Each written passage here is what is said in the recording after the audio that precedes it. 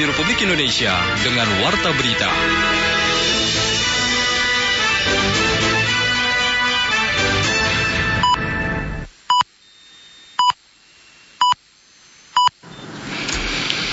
Pukul 8 waktu Indonesia Barat.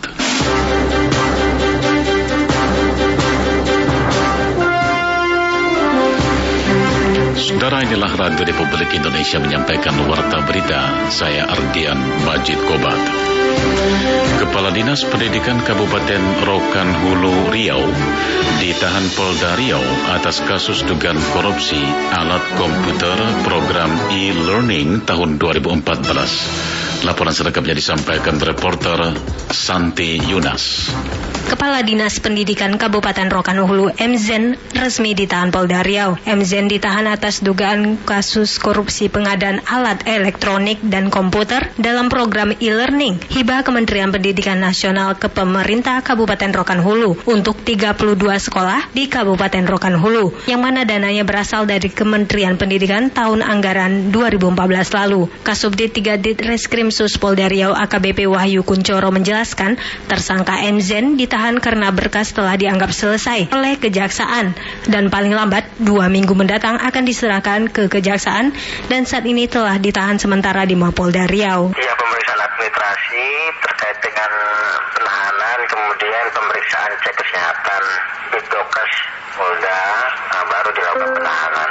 Alasannya karena berkas sudah dianggap selesai oleh kejaksaan, dan nanti setelah ini mungkin minggu ke depan, 1 minggu ke depan atau 2 minggu paling lambat kita mau serahkan ke kejaksaan. Barang bukti hanya itu aja, barang bukti 300 juta itu sama dokumen-dokumen.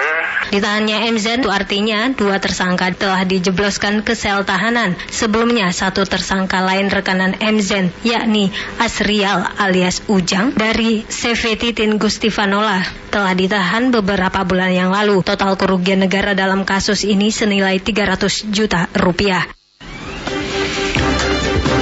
Orang tua siswa mendatangi posko pengaduan menyusul tidak tercantumnya nama anak mereka dalam penerimaan siswa tingkat sekolah menengah pertama di kota Banjarmasin. Laporan selengkapnya disampaikan Aulia Rahman.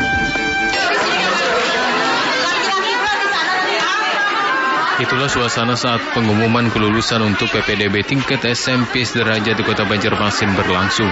Seperti yang terlihat di SMP Negeri 1 Banjarmasin, orang tua siswa yang sehari sebelum pengumuman berlangsung masih merasa was-was karena takut anak mereka tidak lulus, kini merasa lega. Seperti pengakuan Hermansyah yang mengatakan anaknya akhirnya lulus bersama 251 siswa lainnya. Ya, kita melihat karena turun ini udah sampai di 200 berapa, sampai 200 tinggal 12 orang lagi kemarin, itu berapa orang lagi. Kita buka data usahanya, ini dapat kita baru ada rasa tenang lah. Berbeda dengan Hermansyah, puluhan orang tua siswa di SMP Negeri 9 dan SMP Negeri 26 Banjarmasin justru panik dengan tidak lulusnya anak mereka meski nilainya melebihi batas nilai terendah di sekolah masing-masing, seperti halnya yang dituturkan Yudi dan juga Fahriah. Waktu hari-hari pertama kan memang muncul namanya di bawah nama Muhammad Rian ini.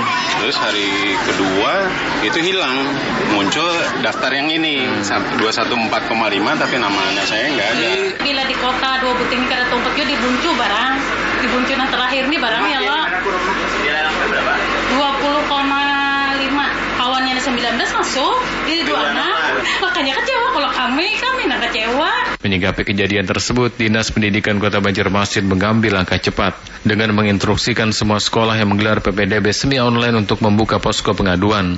Selain itu, orang tua siswa yang merasa nilai anaknya melebihi batas nilai terendah juga diminta tenang karena pihaknya akan mengambil kebijakan yang terbaik, seperti penjelasan Kepala Dinas Pendidikan Kota Banjarmasin Murlan kepada RRI. Yang pertama, untuk membuka atau membuat posko pengaduan, melihat di situ ternyata namanya tidak ada, padahal limit terendah nilai ujiannya dia di atas dari nilai terendah yang diumumkan. Nah, itu harus dilayani, didata, memang benar faktanya, itu harus diterima. Apapun nanti kondisinya, nanti kita akan buat lagi regulasi yang baru. Misalkan target kita kan 32 per kelas atau per lomba, seandainya nanti banyak tambahan-tambahan seperti ini, tentu kita akan merubah dari 32 mungkin maksimal ya. Boleh sampai 40. Pada penerimaan peserta didik baru PPDB semi online untuk Kota Banjarmasin, ada 38 sekolah yang berpartisipasi dengan rincian 35 sekolah negeri dan 3 sekolah swasta. Hari ini proses daftar ulang untuk siswa yang dinyatakan lulus masih berlangsung.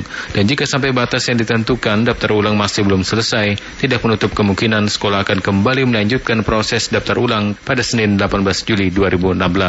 Aulia Rahman melaporkan.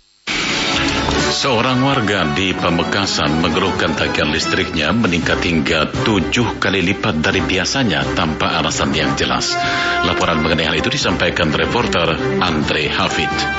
Seorang warga Jalan Veteran Gang 6 nomor 4 Pamekasan mengeluhkan tingginya tagihan pembayaran listrik di rumahnya yang sebelumnya hanya berkisar Rp80.000 hingga Rp100.000 per bulan. Namun saat melakukan pembayaran tagihan bulan Juni, yang bersangkutan juga diwajibkan membayar tagihan bulan Juli hingga 7 kali lipat dari biasanya. Menurut Nur Faisal Amir, 23 tahun, kenaikan drastis itu tanpa pemberitahuan sebelumnya dan tiba-tiba dirinya diwajibkan membayar penggunaan listrik dengan angka yang tidak terduga, meskipun pemakaian listrik di rumahnya tidak mengalami perubahan, baik jumlah lampu maupun peralatan lainnya. Biasanya hanya kena 1 bulan, karena bulan Juli belum berakhir. Biasanya per bulan saya kena 85 sampai 100 ribu. Sekarang kenanya untuk bulan Juli saja, belum nyampe pertengahan, sudah 731. Penggunaan listrik di rumah itu cuma dipakai kalau malam. Itu pun yang dipakai cuma TV, sanyo, sama lampu-lampu aja. Gak ada penambahan lain, gak ada AC, gak ada kulkas.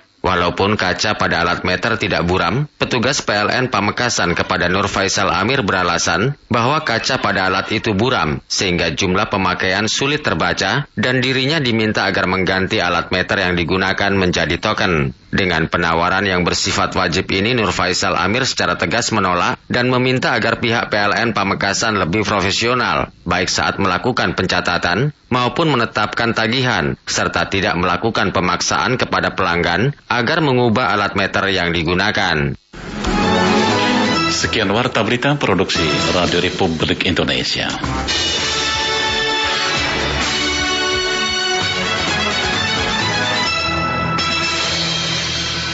Tanah